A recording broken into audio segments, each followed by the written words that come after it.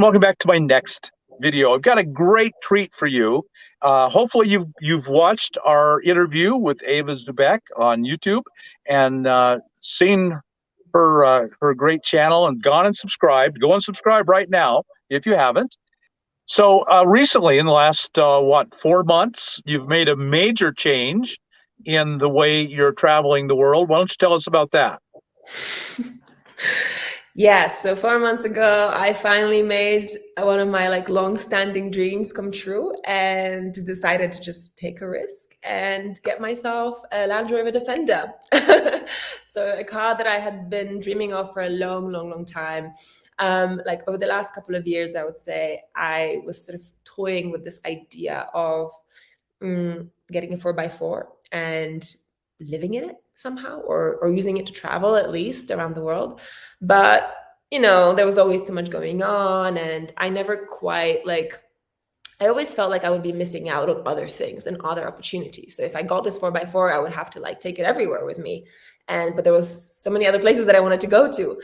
And so I don't think I was ready for that until this year, my 30th birthday. I was just like, this is what I'm going to do. I don't care about going to all the other places around the world. What I want is I just want to be a little bit more self-sufficient than I have been up until now. I want that feeling of independence and freedom. And I just want to be able to go everywhere, everywhere in my car with my little house on wheels. And I think it was these ideas of freedom and being sort of self-sustained that really cemented my decision. And so, so I got this car. It's 15 years old. And, it was definitely a bit of a financial and otherwise risk because I was are my subscribers going to understand why I'm doing this? Are people going to be even interested? This was also a risk, of course. I mean, YouTube is my job. It's my life. So I had to think about those things. But I was like, you know what? YOLO. I want to try this new thing. And so I spent a couple of months then rebuilding the Defender inside with my uncle, who is a carpenter. And we created a little interior with a bed, with cupboards, with storage, with a little kitchen. And spent just a couple of months making these modifications. Ended up getting a rooftop tent as well, and solar panels and a diesel heater and all these things. And there it is, Odyssey, my beautiful home on wheels. You guys did a fantastic job. You really did a wonderful job on it. It's beautiful. We're complete beginners, right? Neither my uncle nor I had ever done anything like this. So we were just let's just try this approach. And it worked out really, really well. Definitely better than we thought. Yeah, no, it's beautiful and very practical too. I loved the water system, the freshwater tank underneath, and the spigot in the back. I think that's really, really good. Yeah. Very good. Yeah. Just a week after I got that fitted, I crashed and I backed out into a rock and I completely flattened the tap. It still works. But, it's these things happen too, right? Right.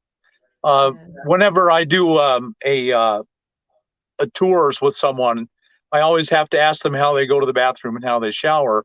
And you have a really great video on showering that was within the last month, and you did a really good job of showing different ways you take showers. Really good. Yeah, it's people really are very curious about these things. These are definitely the top questions I get too, how do you go to the bathroom and how do you shower? And I find them absolutely hilarious because I mean the first question about the toilet situation is if you've ever been camping, you know how it works. It's not very glamorous. No.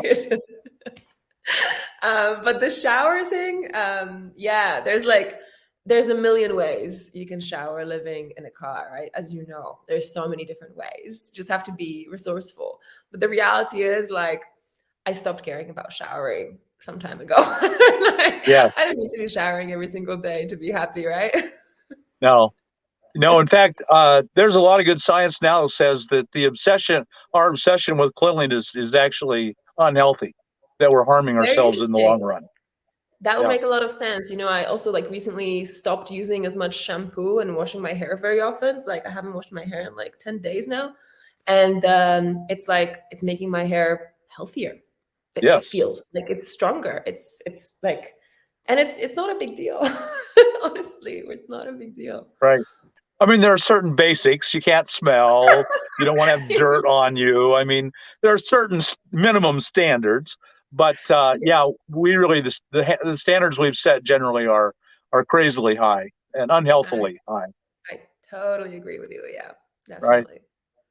And so you're going to eventually you'll run out of places you can drive to, and then you'll do transport the Defender to different continents. Yeah, like one of my biggest travel dreams or like overlanding dreams is to drive the length of the Americas. Hmm. So, either north to south or south to north, but like Alaska to Chile or something like that. That would be incredible. So yes, and then I guess I would put the car in a container and just ship it over to either Yeah, South America or North America and go from there. I mean, nowadays with COVID travel restrictions, it's all a little bit more tricky. There's still plenty of countries that are not open to travelers. So right now, I'm not sure when that dream will come true, but as soon as it's possible, I'll definitely embark on the journey. Yeah. yeah, that's great. So really, what you mentioned overlanding, and essentially that's what you've become. You've taken on overlanding as this next part of your journey. Can you describe what overlanding is, and do you think of yourself as an overlander? Hmm. Yeah, I mean, I don't know if there's like a technical definition, but from the way that I kind of see it and experience it, overlanding is just traveling the world and working perhaps while traveling overland, right? So crossing Mhm. land borders and instead of flying, you're using either, like a car or a van or perhaps even a bicycle or even just your own 2 feet. But the essence is that you're traveling overland as much as possible. And yeah, I'd like to see myself as that. I mean, the thing is, there's always going to be moments where I might have to travel somewhere by plane, Sure.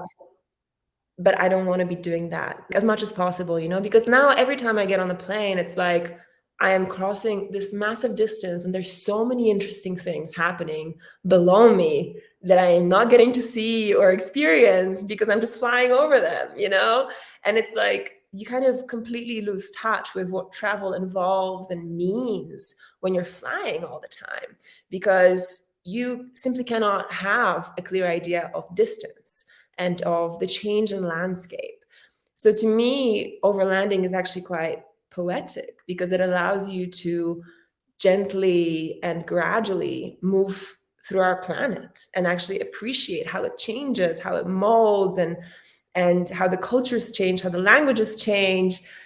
And you get a real sense of the progress of your own journey, like on a physical, but also like metaphorical level. And I love that. And that's like I've been finding so much joy and just being a bit slow about it and just experiencing as much of the journey as possible, not just focusing on a destination. Yeah, I agree 100%. Of course, I'm not. Yeah. I don't think of myself as an overlander, but I think of myself as a nomad. And Right. I think that you could probably qualify yourself as a nomad, Yeah, I guess so. Yeah, I think all of us who are like who don't have a set home, right, who have this right? ability to just change their environment, like I guess we're all nomads, aren't we? Yeah, yeah. And Well, it's amazing. that's. Uh-huh. Go Go ahead. ahead. Well, when I've given a lot of philosophical thought to it, and until 10,000 years ago, we were all nomads. We Yes. were all on foot moving. And Yes. sometimes we stayed in a place longer, sometimes shorter, but we were always moving. The weather changed, the crops changed, the climate changed. We moved. And, and evolution selected those people who could move the best. Those are the Yeah. ones that survived and lived on and passed on their genes. So I believe very firmly that nomadism is the norm for humans. And that's why Absolutely. you're happy now, where you were not before. Yeah, I think there's definitely something there. Like, because, especially when I'm like hiking somewhere, when you're out in nature, like we used to be, like Right. tens of thousands of years ago, we would always be like outside, always connected to the world around us. And like, for example, the reason why I don't like being in cities is because I feel so disconnected from the world around me. Like I can't get a sense of where I really am, or like there's just this like I'm living my life in a vacuum all of a sudden. So when I get outdoors, and maybe that's also the feeling that people get when they do go outdoors, it's this like, whoa, this like awe, this beauty, this appreciation, this freedom. Because I think there's something there that like just connects us back to that previous life, that kind of like lifestyle that humans had been designed for so many millennia, right? Right. So yeah, Right. it's Millions of we get years. kind of comfortably numb in like the modern world a little bit, I think. I think so too. And Yeah, maybe not so comfortably numb. yeah, yeah. Yeah. Yeah. So, Eva, I'm just so incredibly grateful that you joined me. Thank you so much. Thank you, Bob. This has been such a pleasure. Yeah, I can't tell you, I'm not just kissing up. I really admire your courage and your wisdom. I just think you're a wonderful example that many young people should follow. Thank you so much, Bob. And I really hope that, when I make it to the US with my car, that maybe we can meet up and do this again in person. I'm going to hold you to that. All right. Pinky promise. All right. Well, Ava, you've done a fantastic job, you and your uncle, of building out the Defender. I just think it's amazing. Thank you. Thank you so much, Bob, for featuring my beautiful Defender named Odyssey on your channel. It's a real honor. Thank you. So, folks, I know you've loved seeing that. So go to her channel right now, Eva Zu Beck, on YouTube, and subscribe. And I think you'll really be glad you did. Thanks again, Eva. Thank you, Bob. So, folks, I'm glad you joined us. If you got anything out of this video, like us on YouTube, subscribe to the channel, hit that thumbs up button, and we'll talk to you later. Bye now.